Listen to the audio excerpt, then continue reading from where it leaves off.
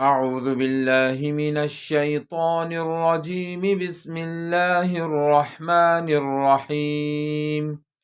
لا يكلف الله نفسا إلا وسعها، لها ما كسبت وعليها ما اكتسبت. ربنا لا تؤاخذنا إن نسينا أو أخطأنا. ربنا ولا تحمل علينا إصرا كما حملته على الذين من قبلنا.